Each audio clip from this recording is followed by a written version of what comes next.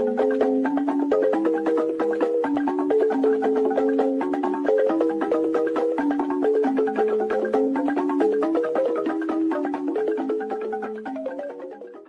want every one of you to remember these three words.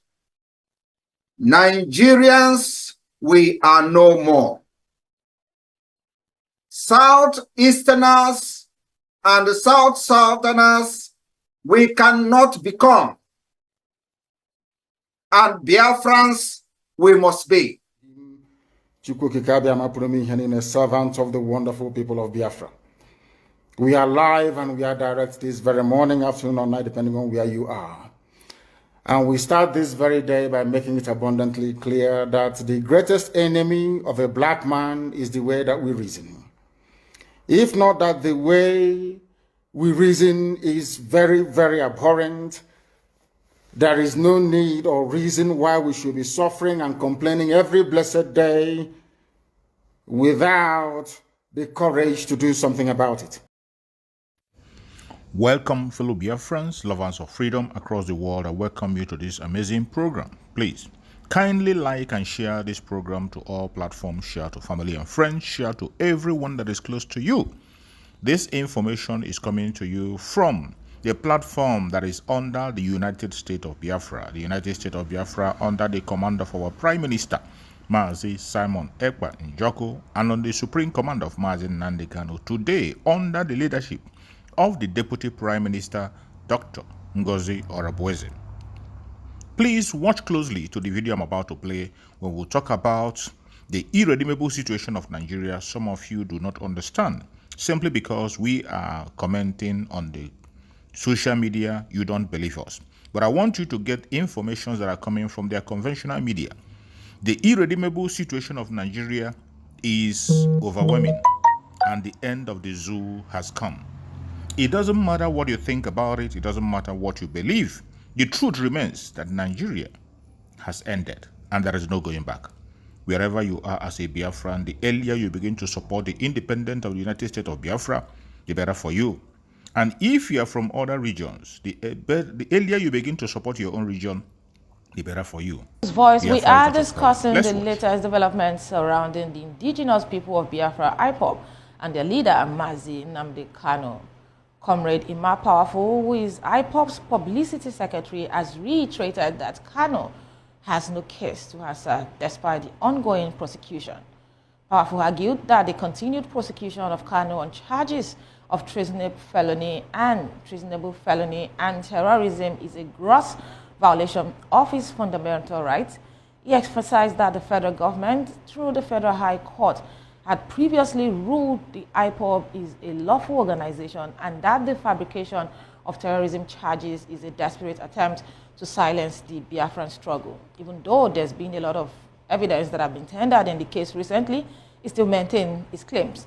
The IPOB spokesperson highlighted that the abuse of the judicial process in Kanu's case, particularly in the use of civil procedure to overturn a valid judgment in a criminal trial.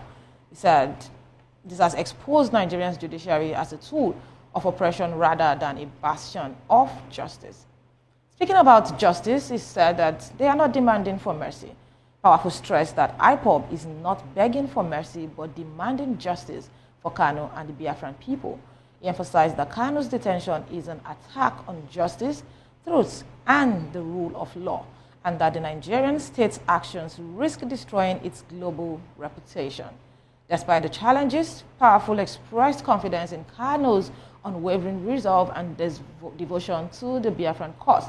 He warned that those encouraging the Tinubu regime to persist in these paths do not wish Nigeria well and underestimate the unyielding spirit of Mazi Nnamdi Kanu. Well, interesting times are here. Joining me now to discuss IPOB's recent statements and the implications for Nigerian politics and the judiciary is VOP in-house senior analyst, Mr. Dele Fimmore. Good afternoon, Mr. Dele. Good evening. How are you today? All right, I hope you enjoyed the holidays, though, even though no holiday in the media space. Of course. But you had some free meat. I tried. I think the key word is the free meat there. But let's talk about the IPOB's claim on Goan and the Nigerian state. As a student of history. How do you respond to the assertion that General Yakubu Goan's comments on the Biafra war are a provocative, insensitive, and shameless attempt to whitewash the atrocities of the Biafran genocide? Yeah, my takeoff point is that that war was needless, ab initio. And I'll tell you why it's needless. You see, something precipitated agitation. The 1966 coup was the seed of agitation, where the northern elements, particularly in the political space, accused the southeasterners that were at the top echelon of the military of masterminding that coup. But one thing is clear, in the military, no one particular section of the country will plan a coup without the input of other sections. It hardly succeeds. Okay. That's why the coup of Gideon Oka, the coup of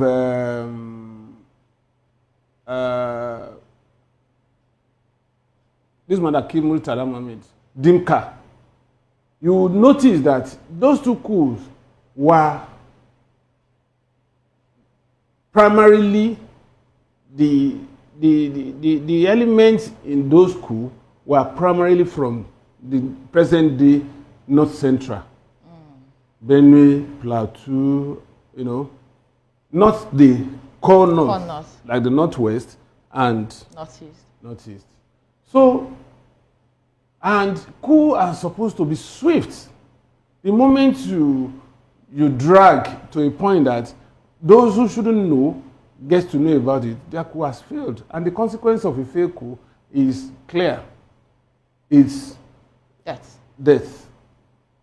So, now, when those coup and counter-coup came, the northern elements in the military started this idea of subjugating the southern elements, having taken power. Goan was a lieutenant colonel when he was called to be the head of state, while there were brigadier generals. Then they were calling them brigadiers in the military. But they had to take a northerner in person of General Yakubu Goan as the head of state. Obviously, the likes of Ojukwu, you know, the likes of Ademule, Banjo, those people were in the military. And they felt that if this thing should continue, they will not have a place in a supposedly united entity called Nigeria. And so, agitation started, and Goan led the federal side, Ojukwu led his own side, and other elements from other sections of the country were there in Aburi. Aburi in Ghana was the venue where they had meetings. And there were terms of agreement at that meeting, which should have given autonomy to the Biafra Republic. And of course, there was a push for the southwestern states to also have their own autonomy. And those terms were agreed on. But as soon as Goan got back to Nigeria, certain elements, both within the military and the civil populace, felt no, that there was no way they were going to agree to a section of the country staying away from the Union. And the elements that were there, started by Ojukwu, was already on the side of, yes, we are there. And suddenly somebody says, no, it won't work. They're not going to allow it. And trust me, Ojukwu was still a very young man at that time. And he felt, look, this is pure betrayal of trust. We trusted ourselves, and we didn't want any undue interference. That was why we took this thing to Ghana. Outside the country. And as a matter of fact, I've been to Aburi 2 times. You can't drive an ordinary car to Aburi because it's on top of the hill. So your car cannot just roll back. Once your car rolls back, it's dead. Wow. So these issues fundamentally was betrayal of trust. That we all agreed. We are all military men. As at the time Goan became head of state, he was not senior in rank to Ojukwu. Despite the thoughts of being betrayed, Now, don't you think that the position of Yakubu Goan now might be able to right some of the wrongs that was done at the time? No, you see, what we are saying is, when there was a surrender in 1970, everybody, in fact, that was when they said, no victor, no vanquished. The casualty was more on the Biafra side than the federal troops in Nigeria. But the point is, at some point, there is no war that continues for centuries. There must be a point where there will be discussion on round table. For instance, look at what is going on in Russia and in Ukraine. There's no way they will not come to the round table anytime soon for them to resolve this matter. So when that war ended and there was resolution, that was why they came with 3 R's. Reconciliation, reintegration, and forgetting the third one now, I'll remember in the course of this show. Now, I want you to respond to their assertion on now, General Goan's comments. You see, if he says it's a difficult war that they had to prosecute, for me, it's neither here nor there. We have seen countries break in history, even in recent times. Sudan and South Sudan broke up, and they're still there. Eritrea broke up from Ethiopia, and they're still there. In Great Britain, Ireland broke up, and they're still there. Semi-autonomy is given to Scotland and Wales. They are still there. So, if these people are resolute and they feel they can stand on their own, we would have just resolved it amicably and let Biafra stand. Perhaps today we will not be talking about all these problems we have in Nigeria today, because at the end of the day, everybody will grow at its own pace. And I can tell you for free that if that thing had happened at that time, perhaps the Southern Protectorate would have come together, using leverage on the weaknesses and strengths, using the SWOT analysis, to come as a confederacy with a very weak center, and all the regions would have developed at its own pace. Maybe by now, the southeastern part of this country would have emerged as Singapore. Okay, let's move away from that story because of time. Let's talk about the stance of the IPOB, because they are not going to stop talking anytime soon. Do you think the Nigerian government has been complicit in IPOB's claim of judicial bias and oppression, particularly in the case of Nnamdi Kanu's detention and prosecution? You see, for me, Nnamdi Kanu's case is to some extent sub judice now, because it's in the open court and the trial has been ongoing. And the way we are trained in journalism is anything that is in the open court, you are not supposed to comment directly on it. But indirectly, we are looking at political issues. The truth about it is, I would suggest, it's a speedy trial now. I would suggest that we wait until the outcome and the resolution of this matter through the law, so that we can put... I like that statement made by the spokesperson. Powerful. that they are not seeking mercy, they are seeking justice. And that's the route this case is taking. Whatever judgment that is passed becomes a permanent resolution. But the same powerful has come to say that Nnamdi Kanu does not have a case to answer. He said that there's no case to answer as far as they are concerned. And in your words, yes, you agree with what he has said, that they are not seeking mercy. It's about justice, which should be the way to go. But how about the implication of this continued detention on Nigeria's national unity and stability? As a matter of fact, I can tell you that the way the accelerated trial is going on, in a matter of maybe 1 month or 2 months, they should have concluded this case and passed judgment. Ideally.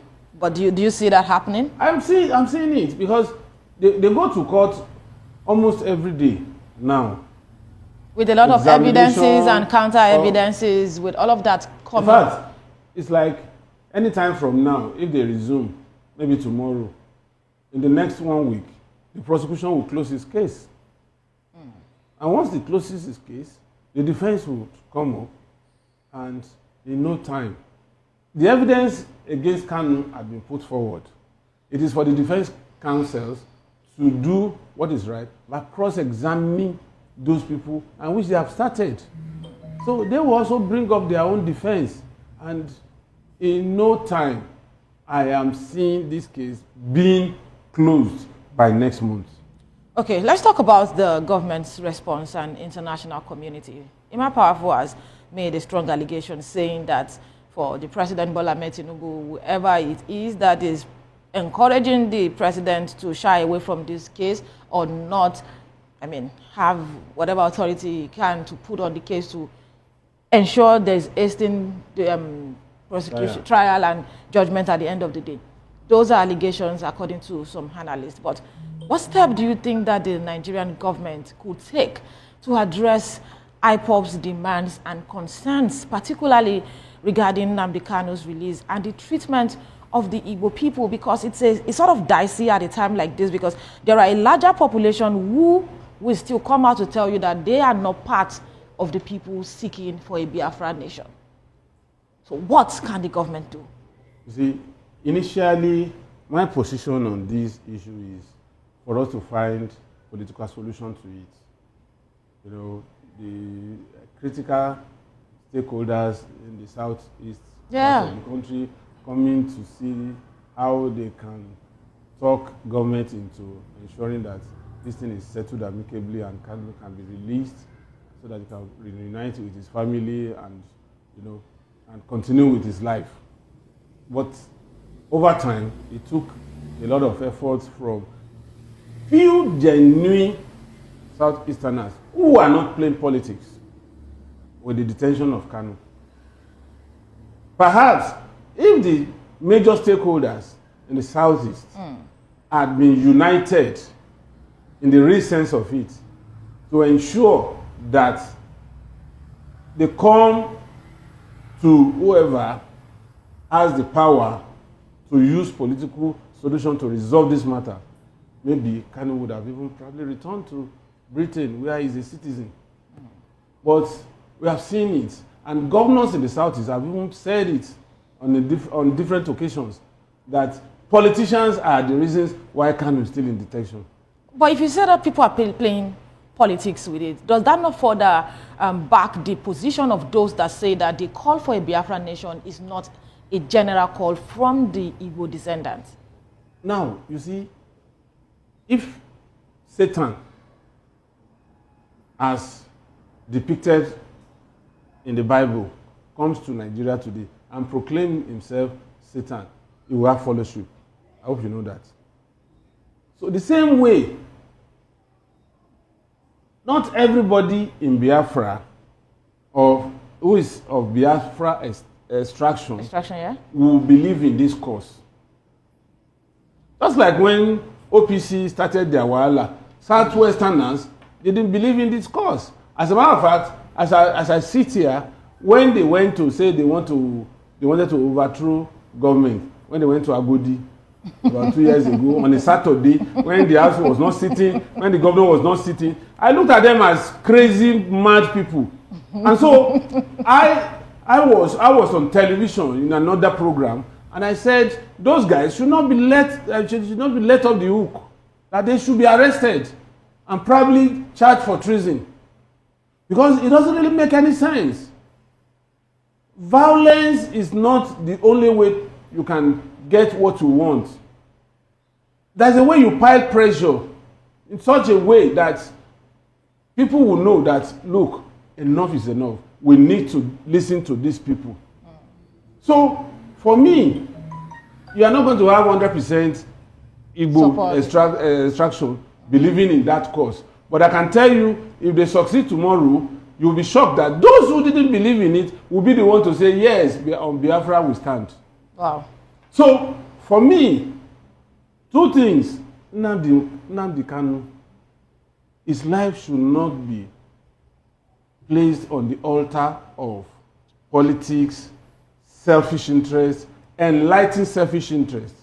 They should know that blood runs in the veins of this young man, and that his wife is suffering, his children are suffering, they have emotional imbalance that may live, the trauma may live with them for a long while. Which will continue to threaten the unity of the nation. And it will also continue to threaten, because these people, they know Nnamdi Kanu is no longer Nnamdi Kanu. Nnamdi Kanu is the icon, symbol of the Biafra nation. And so anything done to him affects the psychology of every person that identifies with that. You understand? So the earlier this case is dispensed with, the better for Nigeria to have peace. But that does not mean that the release of Kanu will automatically stop agitation. Because agitation and what they believe, the Igbos believe, is that they have not had a fair share of what rightly belongs to them in Nigeria over the years, particularly after the Civil War. So efforts should be made to consciously work towards ensuring that those things that they consider as their rights that has not been given to them should be given to them. So when you say that there should be conscious effort to give things that they say belongs to them, are you saying that other region or other part of the country should be placed on automatic hold, whether qualified or not, because you are trying to pacify a particular part of the country? Now, let me tell you, there is no part of this country that does not have qualified people. No part of this country. Every part of this country, if you want to locate it on the within the precinct of ethnicity, there is no country, nobody in this. I mean, no particular section of this country that cannot produce a president, a governor, whatever. Now, the Southwest, after June 12, made conscious effort. Lives were lost, but not in the magnitude of the Biafra war that lasted 3 years. And the casualty was mostly in the Southwest. But Southwest didn't go to war. The Yoruba didn't go to war, but they also went to war. And that war was won on majority of the people that fought on the pages of newspaper and the media in general. And there was so much pressure on the military that Yoruba will not have anything other than a Yoruba man taking that rightful position that was denied Chief M.K. Abiola. And because of the pressure, both internally and externally, through the formation of NADECO, and funny enough, people forget this history. Kanu, Ndubisi Kanu, was part of NADECO, and is from the Southeast extraction. I remember Ndubisi Kanu. In fact, I cannot readily remember some of the names now. There were Igbos on the side of NADECO fighting for the right of the Yoruba people, having been denied that presidency by arresting, detaining the winner, the presumed winner, which has become the winner now, because government has said he actually won the election.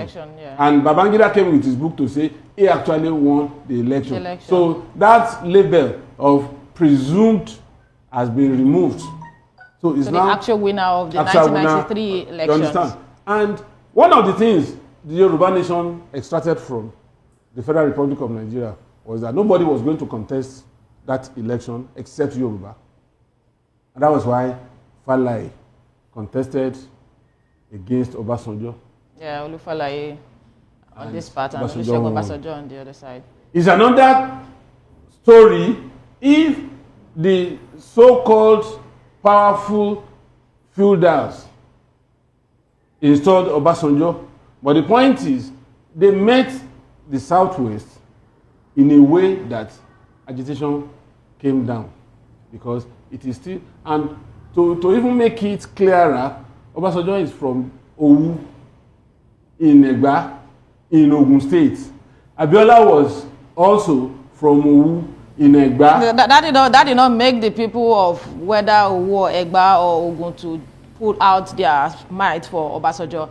They didn't vote for him. Exactly, because there are also claims of affiliations and connections with other parts of the country, other regions in the country, which will be another story for another day. Exactly. As a matter of fact, that line of thought, I don't believe it, because at the point he said there is from Igbo extraction. It's just more about affiliations, not exactly who gave birth to who and exactly. You know, so I don't want to go into that. But the important thing is, there are lessons to be learned in agitation. For me, a Biafra is still possible, but those working on it needs to go back to the drawing board. And re-strategize. Okay, Mr. Fimmore, thank you so much for your insight on that particular topic. Very sensitive one, I must say, but the truth is, Nigeria is ours.